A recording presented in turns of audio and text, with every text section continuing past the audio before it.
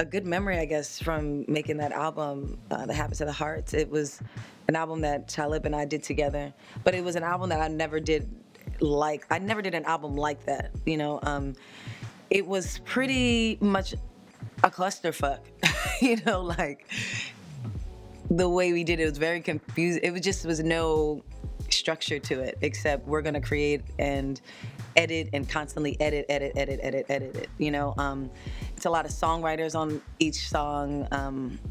It's a lot of different musicians, a lot of producers. The first song we ever did, well, the reason why we even started the group was because I wanted to be able to perform without having to have a whole band, and you know, financially just wasn't feasible at the time.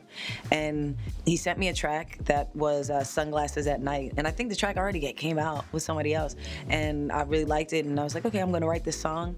And that was the first time I started rapping, you know, like, and I'm like, oh, I'm gonna rap on this record.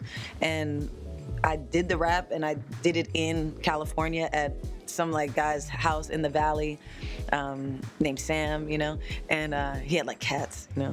And then right before I was sending the track back, I was like, you know what?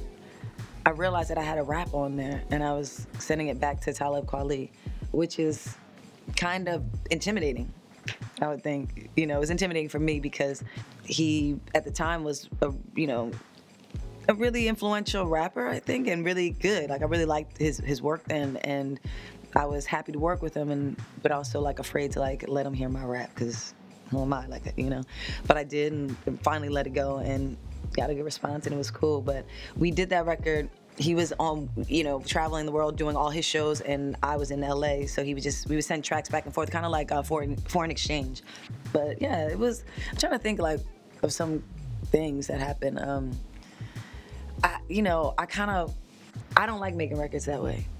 So that wasn't like a fun album to make. It was fun in a sense.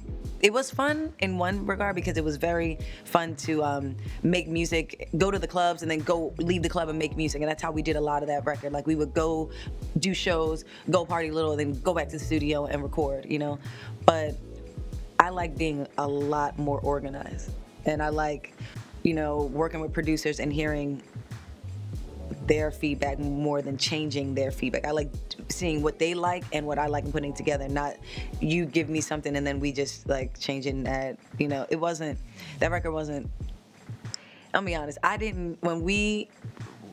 when I first heard the record after it was mixed, I didn't even recognize any of the songs. Like, I didn't recognize, like, when the intros started, and I was like, what song is this? Because it was so different. And I don't know, the benefit of it is that, you know, people love it and people like it, but it was interesting to make an album that I don't know, I went and performed it and I liked it, but I think that I love performing and I like singing, and that's why that album got done, because I had a void where I didn't have an opportunity to do it, you know. But I got to travel the world, I got to, you know, open up for Macklemore and Ryan Lewis. I got to go to South Africa. Like, I got to go to all these places through that album. But the making of the album, I'm gonna be honest, wasn't the way, I wasn't comfortable, you know?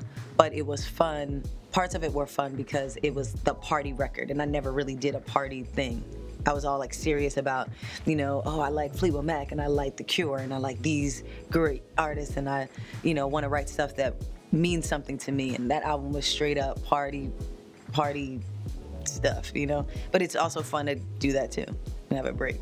And yeah, like, when I think about it, it's like we randomly would have like just random people, and it was just a whole it was definitely like made like a rapper's album, like what you think a rapper's album would be made, like a lot of people coming in and out and just edits. Yeah, and that album actually got erased at the studio, and then we had to like redo it. And that was like, so that's why that album has more like in it than fun stories, because it was work. I'm not sure if there'll be another Idle Warship album. Honestly, just because it was a day and time for me, and it was more out of a necessity, you know? I learned that I needed to always sing, and I learned that I always needed an outlet from grabbing that, being able to have that opportunity. But I'm not sure if I'll ever be in a place where I want to make a record like that, or even get far away from. Basically, I feel like the stuff that I did on my own as a solo artist hasn't been exploited enough, and it hasn't been heard enough, and it's not worldwide enough. And I feel like that's a distraction if I go back to that right now. Maybe years later, but I don't know if I would want to do that, or if Kweli, because of the energy, like you have to want to be out in the club and like, have that party vibe. At least that's how we made it. And it was supposed to be kind of like a cooler Black Eyed Peas record for us. But it takes, I don't know if we'll ever do another record like that again. So that's kind of cool too, because it's a moment in time.